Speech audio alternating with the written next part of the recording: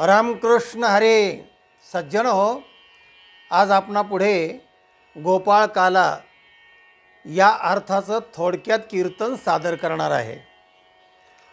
गोपाळ काल्याचं पूर्वीचं स्वरूप आणि आजचं स्वरूप जे आहे त्यात महदांतर झालेलं आहे. आकाश पाताळासारखा अंतर झालेलं आहे. पूर्वी वारकरी, वैष्णव, भागवत सांप्रदायिक हे लोक हे काल्याचं कीर्तन करत असायचे. दहीहंडी बांधायची, नंतर मग 7 दिवसाचा सप्ताह करायचा आणि शेवटच्या दिवशी काल्याच्या कीर्तनाने त्याची सांगता होत असायची. आता काय झालं आहे की त्याच्यामध्ये सुद्धा इतके बदल झालेले आहेत की 7 दिवसाच्या ऐवजी 5 दिवसाचा सप्ताह, 3 दिवसाचा सप्ताह आणि त्याला सप्ताहसुद्धा म्हणायचं, 3 त्रिदिवसीय सप्ताह फार तर म्हणूया. असे बदल होत होत होत होत होत त्यात बदल झाले. आणि गोविंदा नावाचा पिक्चर निघाल्यावर तर राजकारण्याने हा काला संपूर्ण जवळपास ताब्यात घेतला आणि मग तिकडे गोविंदाचे पथकं सुरू झाले आणि पथिका पण सुरू झाल्या.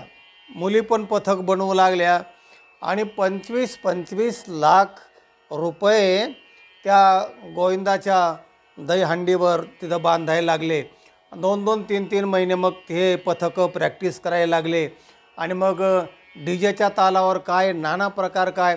आणि हे इतकं स्वरूप आता म्हणजे बदललं आहे त्याचं की त्याच्यासाठी इतके प्रथा हेच आहे. पूर्वी असे प्रॅक्टिस वगैरे काय करावं लागत नसायचे. ठरलेला काल आहे, 7 दिवस झाले, गाडगं आणायचं, काल्याच्या लाह्या आणायच्या, दही आणायचं, हे सगळं एका तासाभरात. आज काल्याचं कीर्तन आहे बरं का, एक माणूसच त्याचे 5-10 मिनटात सगळं काम करायचं. आणि मग या सगळ्या गोष्टी आता बदललेल्या आहेत. चांगल्या का वाईट हा विषय आजचा नाही आहे. कालाय तस्मै नमः, काळाला नमस्कार करावा आणि पुढे पुढे चालावं असा याचा अर्थ घ्यायला हरकत नाही आहे. कारण कोणालाही आपला आनंद प्रगट करता येतो. लोकशाही आहे आणि आपला आनंद मग तो धार्मिक असेल, सामाजिक असेल, वाढदिवसाचा असेल, आणखीन कोणकोणते आनंद असतील, पुत्रजन्मोत्सवाचा आनंद असेल, तर हे आनंद साजरे करत असताना जी पूर्वीची परंपरा आहे तर ती परंपरा बराचसा बदल झाला हे मला सांगायचं होतं. आता या काल्याचा प्रसंग कसा असायचा तर गवळण घेतल्या जायची काल्याला आणि मग त्या गवळणीचा भावार्थ सांगायचा, मध्ये विठोबरखमय भजन. त्याच्यानंतर मग गोकुळामध्ये जे काय चरित्र घडलं भगवान गोपाल कृष्णाचं ते गोकुळात म्हणजे गावात आणि मग रानामध्ये. आणि काला कुठं व्हायचा? रानामध्ये. गाई चारायला गेल्यानंतर दुपारच्या भाकरी सोडायच्या, सगळ्या एकत्र भाकरी करायच्या आणि वेगवेगळे कोणाच्या भाज्या असतील, कोणी भाकरी असेल, कोणाचं काय काय असेल, एकत्र काला करायचा. आणि मग तिथे दुपारच्या वेळी गाई चरून आल्या की वटवृक्षाखाली सगळ्या गायी रवत करत बसायच्या आणि मग तो काला तिथे साजरा व्हायचा. आता रानामध्ये काला होतच नाही, आता होतो गावामध्ये आणि तो बी दुपारीच होईल असं पण नाही. आता शहरामध्ये तर संध्याकाळीचे काले व्हायला लागले. तेव्हा हे सगळे बदल कालानुरूप आणि लोकांच्या परिस्थिती अनुसार हे सगळे बदल होत होत चाललेले आहेत. जरी झाले तरी पण काला हा चालतच राहणार आहे. तर थोडक्यामध्ये आपल्याला सारांश या काल्याचा आजच्या निमित्ताने सांगायचा आहे की गवळण घ्यायची, भावार्थ आणि कशी पद्धत आहे तेवढाच भाग आपल्या या भागामध्ये बसू शकतो. कारण विस्तार 2-2, 3-3 तास काल्याचे कीर्तनं ते काय एवढं आपल्याला शक्य नाही आणि योग्य नाही ना, आवश्यक पण नाही. तेव्हा आपल्याला घरी बसल्या काला म्हणजे नेमकं काय आणि काला काय असतो त्यासंबंधी आणि त्याचे झालेले बदल आणि आज काय करायचं हे लक्षात येण्यासाठी ही प्रस्तावना केलेली आहे. गवळण मग ते रामकृष्ण हरिभजन हे भजन सगळं प्राथमिक जे आहे ते सगळं झाल्यानंतर मग कीर्तनासाठी जी गवळण घ्यायची ती गवळण. मैं बोले घर जानी बाट, गोरस बेचण आई हाट, काना रे मन मोहन लाल, सबही विसरू देखे गोपाल कान्हा रे मन मोहन लाल।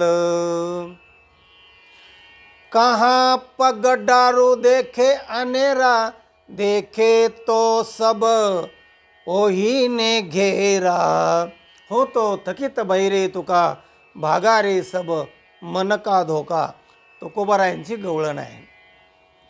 आता हे गवळण हिंदीमध्ये आहे का मराठीमध्ये आहे? काही शब्द मराठीतले आहेत आणि काही शब्द हिंदीमधले आहेत. असो, चार चरणी ही गवळण आहे. आणि एक गवळण दहीदूध विकायला गेली आणि दहीदूध मथुरेला विकत असताना ती जाताना भगवान गोपाल कृष्णाला तिने पाहिलं होतं.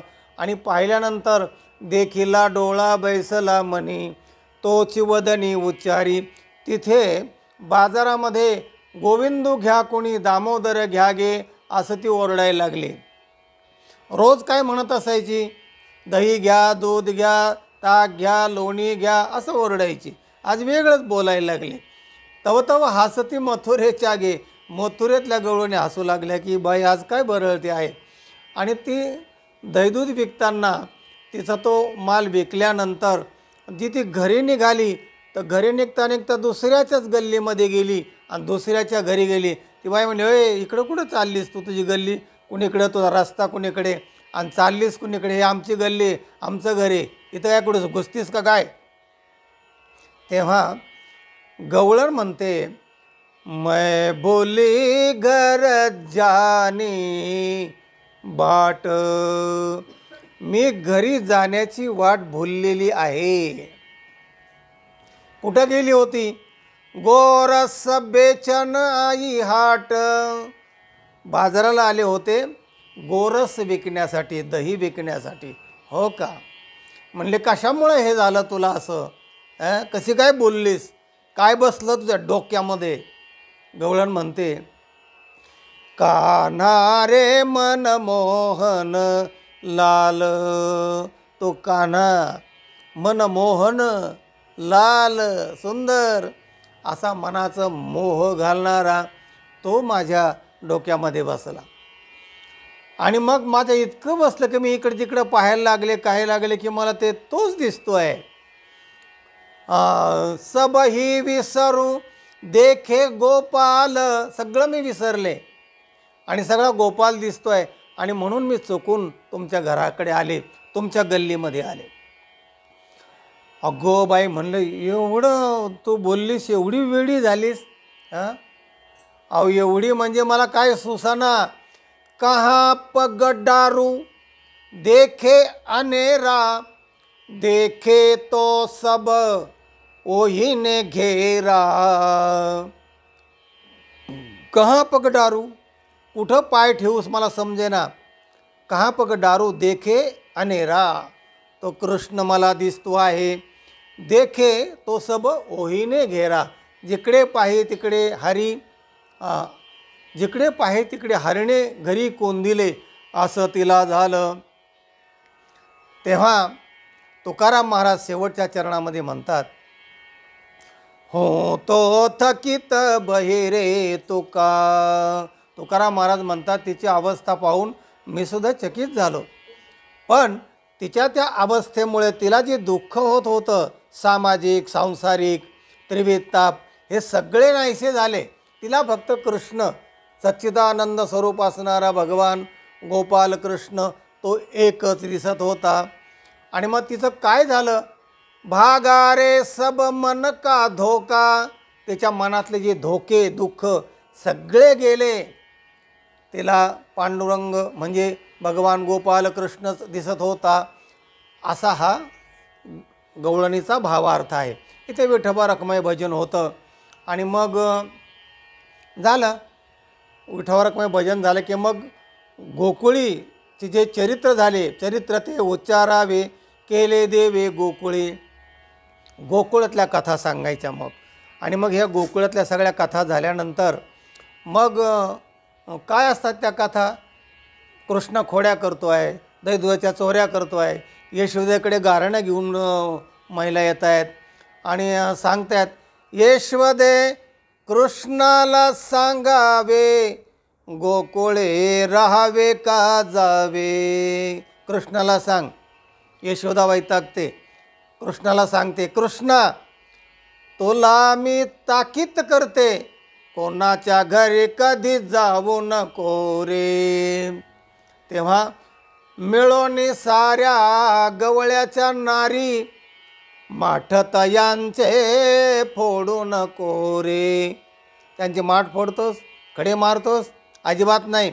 उद्या तो गाई घेऊन कुंजवनात गाई चारायला जायचं. एक प्रकारची त्यावेळेची शाळा होती, कारण शाळेत मुलं जातात, गोकुळात जातात, असं त्यावेळेला काय तिथे पुढे लिखित दिसत नाही आहे. तेव्हा उद्यापासून तो तिकडे जायचं शाळेमध्ये. ते काय म्हणाले, तिकडे तर तिकडे. कृष्णाने सगळ्या गोपाळांची रात्री मीटिंग घेतली आणि तुम्ही गाया घेऊन सारे गोपाळ रानात या, सगळे या.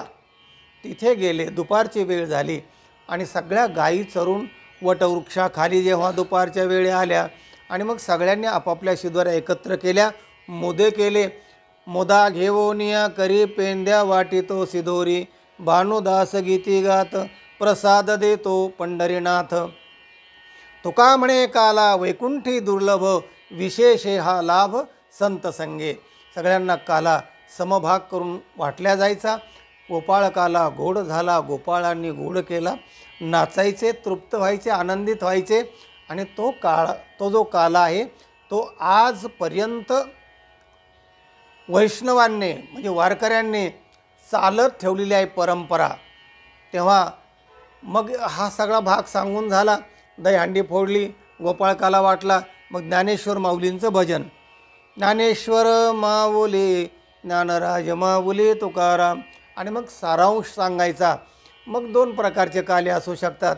एक अध्यात्माचा काला, भक्तीचा काला, देहात्म यांचा काला, जीवब्रह्माऐक्याचा काला. तुका म्हणे काला जीही अभेद देखिला, अभेदाचा काला. सगळा समाज एकत्र येण्याचा काला. सगळे दही दूध हे सगळे पक्वान्न, सगळ्या भाज्या भाकरी एकत्र करायचे गोपाळ, त्याचा काला, ऐक्याचा काला. असा तो समारोप सांगायचा. आणि मग जय विठ्ठल जय जय विठ्ठल, जय विठ्ठल जय जय विठ्ठल असं भजन करून मग पुढे आरती वगैरे व्हायची. आणि मग तो गोपाळ काला जो असतो लाह्याचा वगैरे तो वाटल्या जायचा. असा हा काल्याचा प्रसंग आहे. थोडक्यात सांगण्याचा मी प्रयत्न केलेला आहे, कारण सारांश आपणाला कळला तरी बाकीच्या गोष्टी आपणाला सहज समजतात. हा व्हिडिओ इतरांना पाठवा, लाईक करा. ज्यांनी चॅनलला सबस्क्राईब केलेलं नाही त्यांनी जरूर सबस्क्राईब करा. आनंद घ्या, आनंद वाटा, आनंदी रहा. रामकृष्ण हरी.